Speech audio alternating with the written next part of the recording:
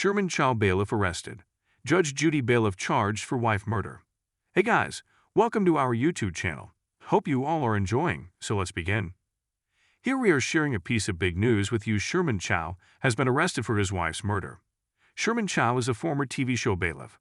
Since his arrest news came on the internet, it has gone viral on social networking sites, and many people are saddened. This news has left many questions in people's minds, and now the news has become a topic of discussion. Now people are curious to know about Sherman Chow and his arrest news. Here we have more information about the news, and we will share it with you in this article. Sherman Chow is a former TV show bailiff. He is also known as Renard Spivey. He was a familiar face on daytime television for years, until he became an interesting sensation for the killing of his wife. He was a bailiff on the TV show Justice for All with Judge Cristina Perez from 2012 to 2016. But life took a tragic turn when he was involved in a murder case that stunned the nation. As a bailiff in a televised courtroom reality show, his stern behavior and unwavering commitment to upholding the law made him familiar. Read the full article for more information about the news. Currently, Sherman Chow's name has been making the rounds on the internet due to his arrest news. His arrest news has left several people in shock and pain. Now people want to know the complete information about the news. Based on the report, Sherman was a familiar face on daytime television for his existence in Justice for All with Judge Cristina Perez from 2012 to 2016. But his life took an unexpected turn when he was involved in a murder case that stunned the nation. Swipe up the next page for more information about the news. Reportedly, Sherman Chow was sentenced on 29 July 2019 on Monday for the killing of his wife Patricia Ann Marshall Spivey.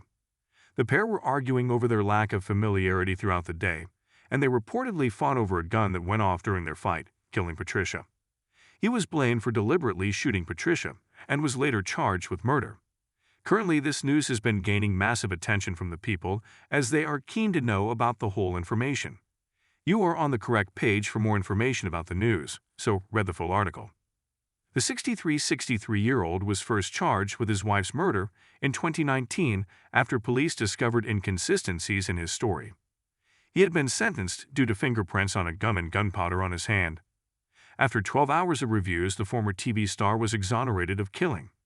His Fortress team believes the jury disbelieved the state's theory that he killed his partner as his marriage was falling apart. This news has left many people in shock and pain as no one thought that it would happen. Read the full article till the end. Sherman Chow bailiff jailed for wife murder. Is he freed in 2024? As far as we know, Sherman, once a familiar face on the famous courtroom show Justice for All with Judge Cristina Perez, has been charged with the murder of his wife. The incident allegedly occurred from a fight over steroid use, and over the heat of the incident, the cop reportedly shot his wifey. Spivey played the role of a bailiff on the reality show from 2012 to 2016. Here we have shared all the information about the news. If we get any information, then we will update you soon. Stay tuned to us for more updates.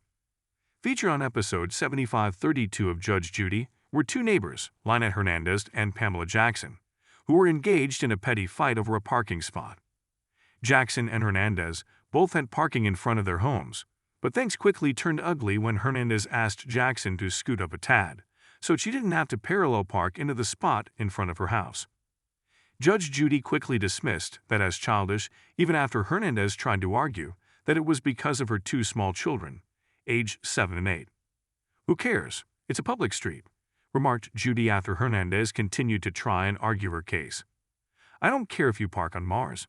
Miss Jackson does not have to accommodate you because parking is hard." What Judy did care about, though, was how quickly things escalated between the two neighbors, especially from Jackson after she'd called Child Protective Services, CVS, on 3 separate occasions. She claimed that she witnessed Hernandez abusing her children, once for yelling at her child to get off the couch or she'd beat them up, and another for hitting her child in the groin with a ball. The most serious offense, according to Judy, was a video that Jackson posted to TikTok, claiming that Hernandez was acting as a prostitute out of her house. What sealed Jackson's fate, however, was the claim that she was using her daughter for prostitution as well. "Miss Jackson, that is vile and vindictive," said Judy. "It is egregious and disturbing, and to think this all started over a parking spot." Jackson had also called the police on Hernandez, saying that she was physically assaulted with a trash can by Hernandez. Video evidence showed Judy that there was nothing that showed physical assault, just two neighbors fighting over a parking spot. Jackson was trying to move her trash can behind her car, which would make it difficult for Hernandez to park in front of her home. But Judy never saw assault taking place. Judy quickly ruled that while the parking space war was petty and childish on both sides, Jackson needed to be punished for defaming Hernandez on social media with the post about her committing a crime and prostituting her daughter. Jackson was then on the hook for $5,000 to Hernandez, and Hernandez was overjoyed to see justice served. "I got justice because you shouldn't waste resources on accusations that are sick and false like that," she said. The commenters on the video were in full support of Hernandez, saying that Jackson was a true Karen. "That woman is a true Karen," wrote a viewer, earning 60 likes. "She should be arrested for making false accusations about her neighbor's daughter." Another wrote that Jackson's actions may be attributed to too much free time. "Little car lady needs to get a part-time job," they wrote. "Too much time on her hands. She doesn't like the younger neighbor lady. Jealousy is a powerful emotion. So sad. You're going to be in a Super Bowl commercial. That's a lot of people watching. Victor Del Castillo is gently coating my face with a layer of e.l.f. Cosmetics Power Grip Primer. The makeup artist's words hang in the air.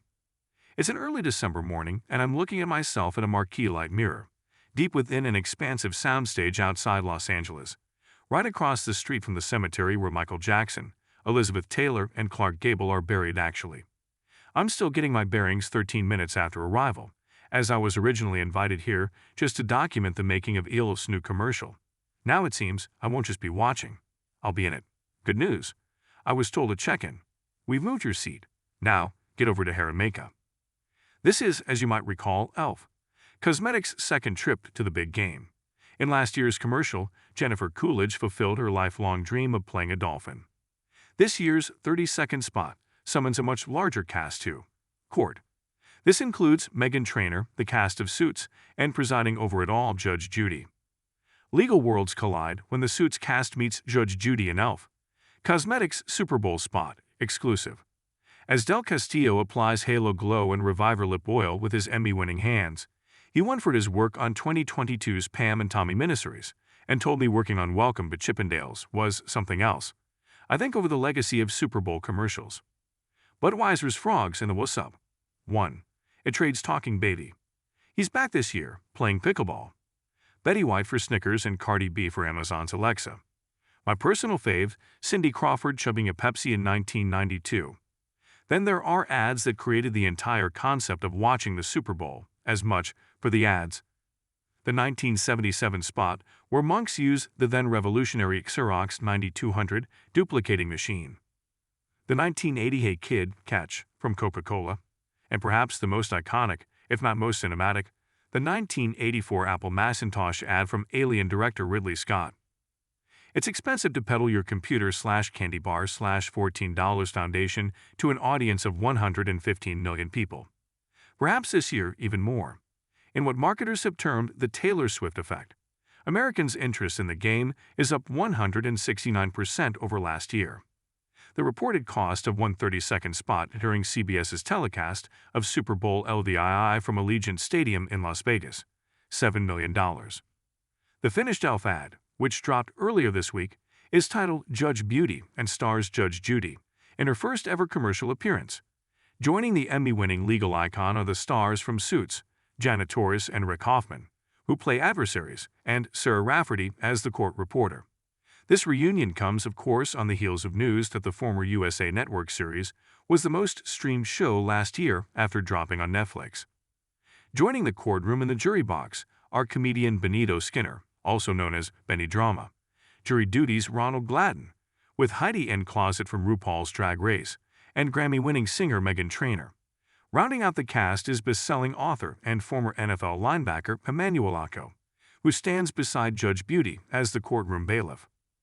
Del Castillo sprays my face with Stay All Night micro-setting mist. What do you think? He asks, holding his hands up in sort of a ta-da.